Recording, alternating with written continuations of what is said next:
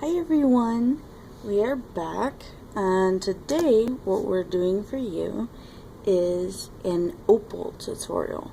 And I figured out how to do opals, and I put out a couple of posts about it, and the response I got was huge. It was absolutely phenomenal. I was very excited. So I've had tons of requests to actually do a video showing you. This is, I'm going to show you here the actual one that I put out, and so that's what we're going to be doing today.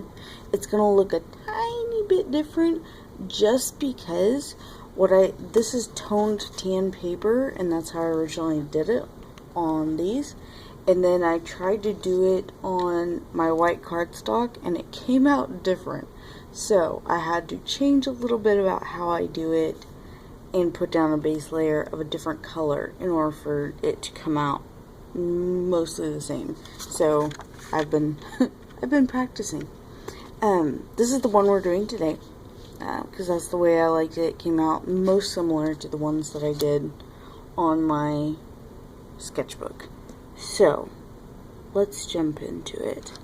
What you do have to do is lay down a base of color.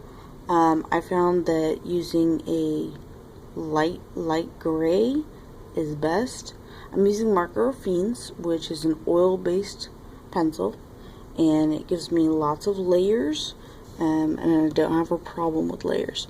So what we are going to be doing is just putting down a very light layer of gray all over your stone. And we're going to do this opal.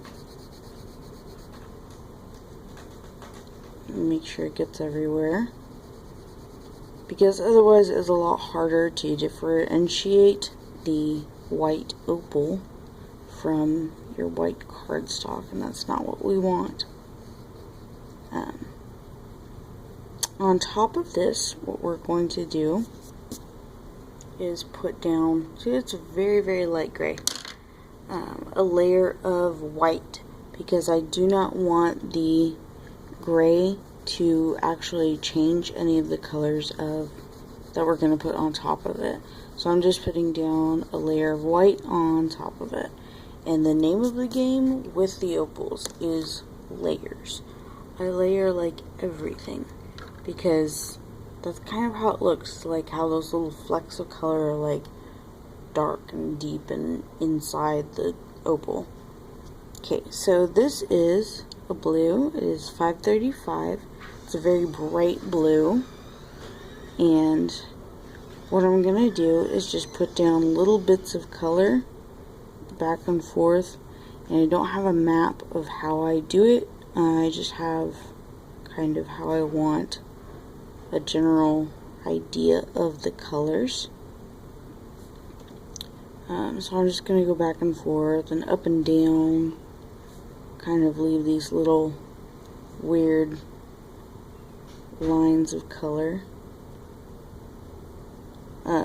You can go up and down, you can go in little circles. It's not really going to matter as long as you go pretty light. It shouldn't matter really much after that. So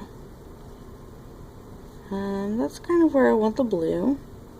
I'm going to go darker in some areas and lighter in some areas. I'm going back and making some of these areas a little bit darker.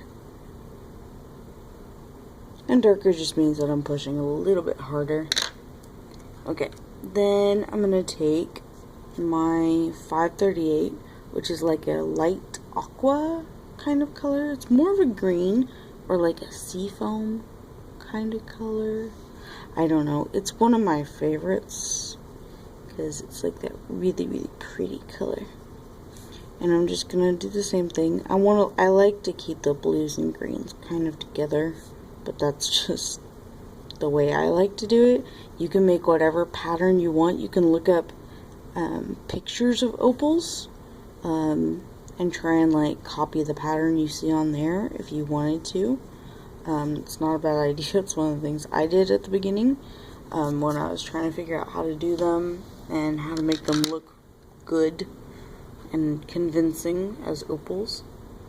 My next that I'm going to use is green, and this one is 546, and I'm only going to do little bits of green because I don't want like a ton of it in here, and I kind of want it near some of the darker blues that I did.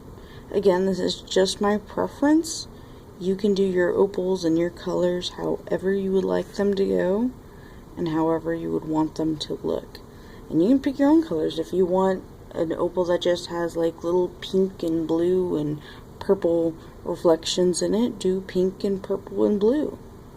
And you can make your colors as bright or as dull as you want them to be. Like, there's no wrong way to do it.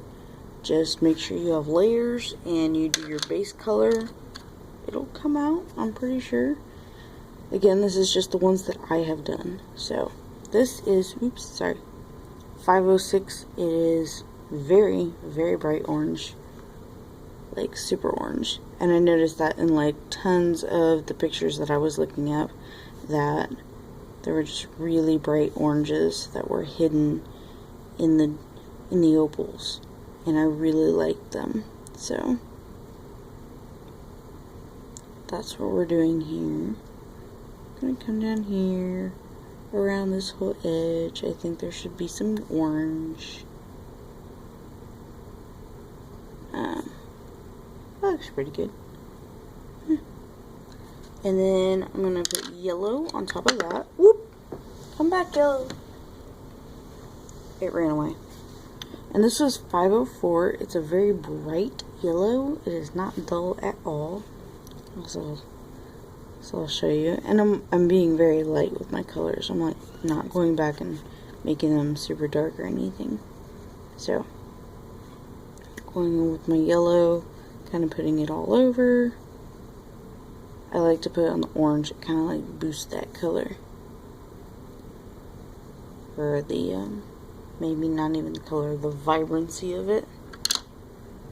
Alright, and then I'm going to take my white. I'm going to go over the entire thing. And if you remember, I went up and down to cover the gem after our base color. And so I want to go this way with it, so that I'm actually picking up more of the tooth of the paper, and it's grabbing more of the pigment from the pencil. And so going over the entire thing with white, and I went that way, and now I'm going this way because I want these to feel like the color spots to feel like they're in the gem. See how that looks? See how everything kind of got a little bit fuzzier? That's one of the things I like about the Raffines, is they are very translucent colors, and so you can build up the layers and still see what's underneath. And I enjoy that, especially you really need it with the opals.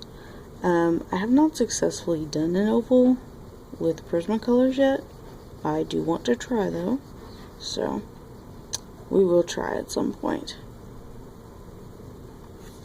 So there we have the white, and I think I want to go back in and use some more of the seafoam green over here, just because, for no real reason. And then I'll probably go back in and bring out maybe a few more of the oranges. I like those. So I'm gonna put some more of the orange here, and orange here, orange down around here, make it really pretty and bright. And then what else? Maybe a little bit of yellow right here. For what reason? We're not sure. It's just, I just do it how I think it looks good. So make the pattern of color however you would like, make it look good to you. And then we're gonna go ahead with the shadow actually. So to put the shadow on the gem, what you need to make it kind of pop out you know, and pop out, and look more like it's a 3D object, you're going to push a shadow all around the edge of it. This is the part where you want to kind of decide where your light is coming from. If your light is hitting up here, you're going to want a deeper shadow over here, and vice versa. Like if you want it wherever you want your highlight, you want your shadow opposite of it. So I want to go all around the edge with the shadow, and then we're just going to deepen it wherever our highlight is going to be opposite of. So what I'm taking is, oh, this is gray. It's a darker gray. It's 567, and that's what I'm using for the shadow on this. And it's fine that you go over and kind of muddy up the colors. It's not going to matter at all. What you want is an illusion, which is what all of these really are.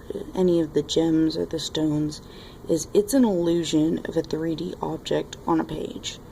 And so don't worry about your colors being muddy or anything else like that. It's gonna be just fine. So I'm gonna go all around the edge of it. See how it kind of like moves the edge down? It's weird when you watch it, but it does. And sometimes you won't see it immediately. Like if you work really close to your art, like all the time, there'll be times when you're not going to see the illusion as much. But if you get up and you go, I don't know, get a drink of water or get a soda or something and come back and look at it, all of a sudden your brain's going to go, "Ooh, look, that's a stone." And sometimes you won't, but a lot of the times that's the deal. Sometimes you can see it kind of happening in front of you. I usually do, but on some, I'm like, eh. And then I come back to it, and I'm like, oh yeah, that totally works. So, anyway.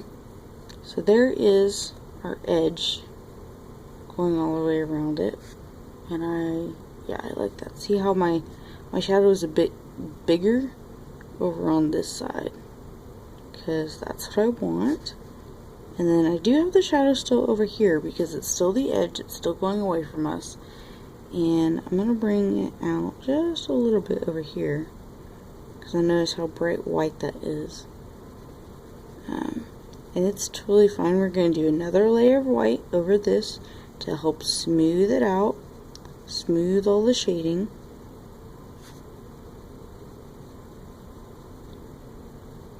Now I'm getting this a little bit darker over here, so I think it looks like that. Alright, now we're going to get our white again. We're going to totally go over the entire gem again, and I'm going in like little circles. I'm hoping to make sure that I just get everything smoothed out completely.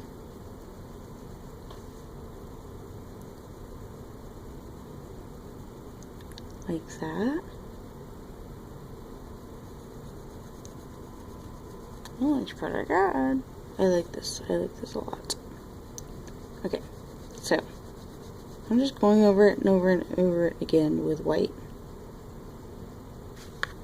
And just making it look like that. So there we go. Now, like I said, you can put in more colors. You can go over it with white again. You can blend in as many colors as you like. I like mine to be kind of simple. So this is pretty much it. You can always go in, like I said, and darken the edges even more if you want. If you feel like there's more of a shadow that needs to be there. I see this like right over here, and I want to make that a little bit darker. So, there we go. But that's about it. So we're just going to put on our gel pen highlight over here. And I made my shadow bigger over here because I wanted my light to be right over here. My main light, at least. And you can put your highlight wherever you'd like it. If you think there's highlights that should go all the way around it, put highlights all the way around it if you want. like I said, this is just my way of doing it. So you do your opals how you would like, and they're still gonna come out gorgeous. Believe me, guys, it took quite a few tries in order to do this, so don't get upset if you don't do it the first time and like it. You're gonna take it's gonna take some practice, probably. If you're one of those who can just pick it up and do it, dude, that's awesome. Teach me how. But I do lots and lots of pages of these generally before I do any videos, which is why I started telling people, yes, I want to do videos, and it just has taken a while to get there. So that is how I do my opals. Looks like that one. And, well, I mean, you know, the edges are different. And that is from that. So, there you go. These are your opals that I have done. If you do them and do some that are just absolutely awesome, show me, tag me, be in my gem group. It's Gem Hoes, because I'm the Queen Mother Gem Ho. So come on over, find us, show us your gems, and we'd love to see them. Thanks so much. See you next time.